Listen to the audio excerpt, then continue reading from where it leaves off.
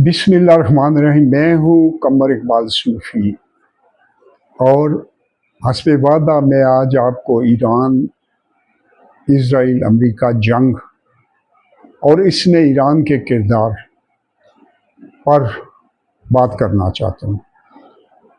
इस जंग की वजूहात में अमेरिका का जो माशी बहरान है जो शदीद तर हो चुका है बाकी चीज़ों को छोड़ें, क्योंकि अमेरिका पे इतना कर्जा है कि वो पूरी दुनिया का हर चीज़ बेच कर भी, ईंटें बेच कर भी, ज़मीन और इंडस्ट्री, अमेरिका अपना कर्जा नहीं उतार सकता अगर सही रेट पर बेचें तो।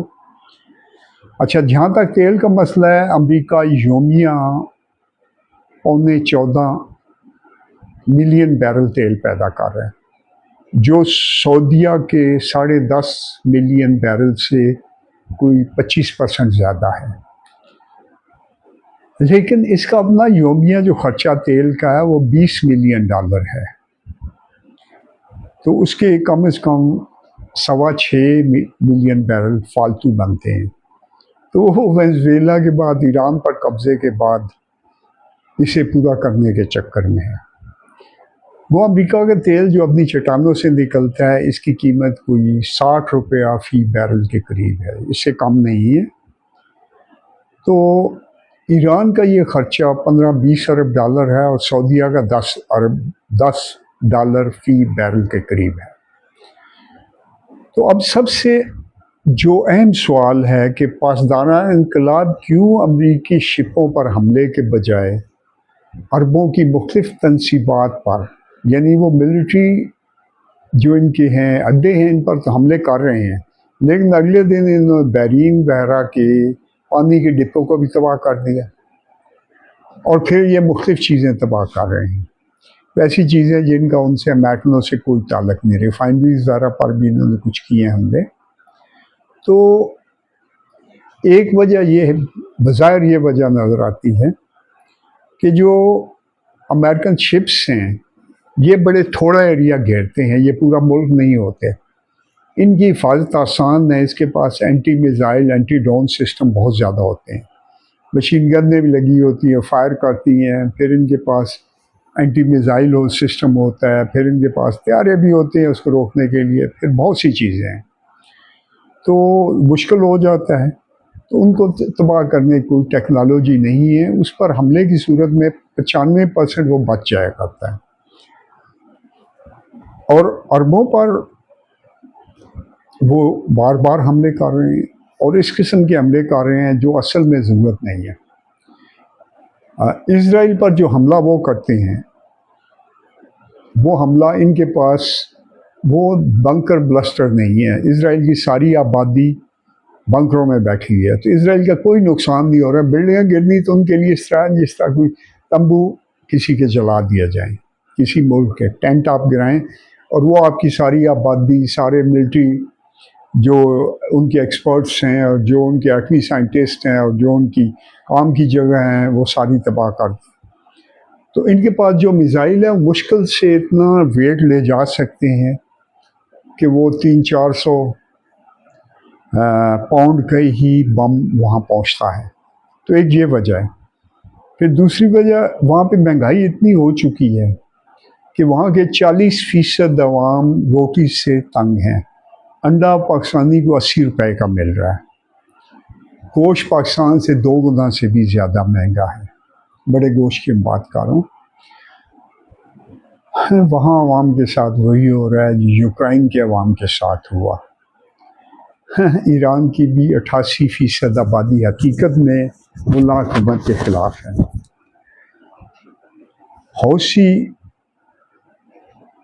पासदाराना इनकलाब, उनको भी पता है कि हम लड़ नहीं सकते हैं, लेकिन हुकूमत 2 हिस्सों में बंटी है। एक सिविल हुकूमत जो सुलह चाहती है, पासदाराना इनकलाब ने लंबी चौड़ी करप्शन की हुई है, ये मुख्तलिफ ज़राए आपको इसकी इत्तला भी देंगे।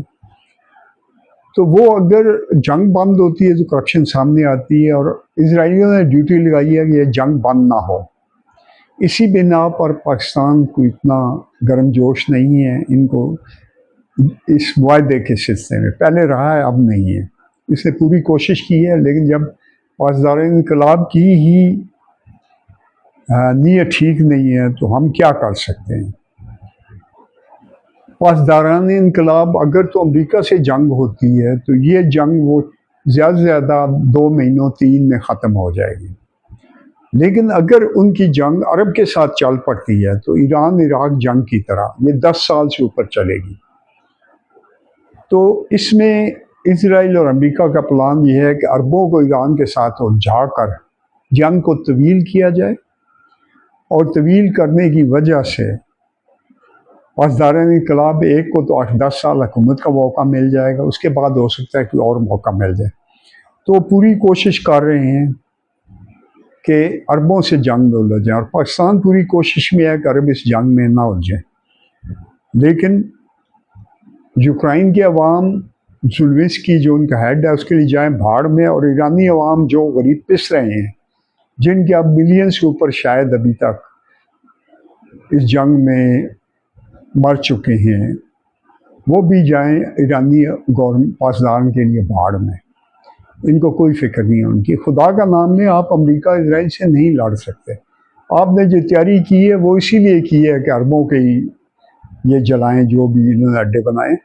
अरब भी इतने कोई अच्छे नहीं हैं। यूएई हमारे खिलाफ काम करता रहा है, ग्वादर के खिलाफ।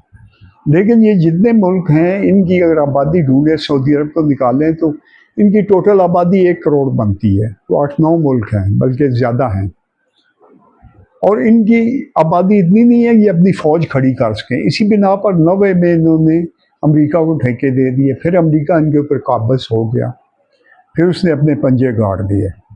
ये भी इनको पता है, लेकिन मैंने आपको मेन वजह बनाई है जिसकी बिना पर पासदारान जंग को ख़त्म नहीं, पासदारान इनकलाब जंग को ख़त्म नहीं कर सके। उनके साथ जो बसीज है और जो दूसरे हैं, बद्री 313 हैं, और जैनबीन फातमीन ब्रिगेड हैं, और बहुत से और हैं। छोड़ दें इस चीज़ को। तो बात यह है कि एक लतीफ़ा आपको सुनाऊं कि 2 हिंदू भाई हैं, उनके बारे में लतीफ़ा मशहूर है कि वो इकट्ठे रहते थे। एक भाई जो उनमें नेक था, उसने एक बुत बनाया हुआ था ठाकर, उसकी वो पूजा करता था, उसको नहलाता धुलाता था, उसके खुशबू लगाता था, उसके ऊपर अपना मिठाइयाँ उसके सामने पेश करता था, जो खाता था पहले उसके सामने रखता था। दूसरा भाई था, वो बड़ा ख़राब था हिंदू अकीदे में। वो रात को पूरी रात शराब पीता था, सुबह उठकर 5 जूतियाँ बुत के सर में मारता था। तो एक दिन जो बुत था ठाकर साहब, वो उसके ख्वाब में आए, जो नेक भाई था।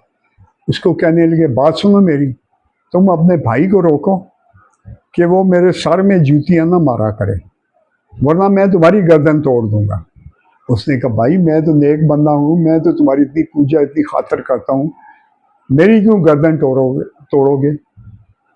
उसकी तोड़ो ना। उसने कहा, वो तो मेरे से डरता नहीं है, उस पर मेरा जोर नहीं चलता, तुम्हारी गर्दन में ज़रूर तोड़ूंगा। तो यही ईरान वाले कि अमेरिका पे मिज़ाइल नहीं जाते, शिपों पे मिज़ाइल पता नहीं काम नहीं करते। इसराइल पे इन्होंने तैयारी नहीं की है कि हैवी ड्रोन और दूसरी चीज़ों की।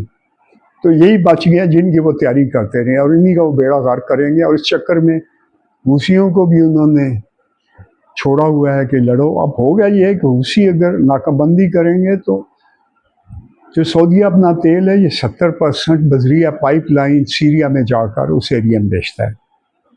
तो 30% तेल इसे कोई ख़ास फ़र्क नहीं देगा, खुराक का उसको फ़र्क पड़ेगा, लेकिन रूसियों को वो मार पड़ेगी, वो याद रखेंगे। अमेरिका ग्राउंड जंग का माहिर नहीं है, पाकिस्तान बहुत माहिर है। और रूसी बाज ना आए तो चंद दिनों बाद आप पाकिस्तानी और सऊदी फ़ौज को यमन के अंदर देखेंगे। फिर रूसी इनके लिए ज़मीन तंग हो जाएगी। तो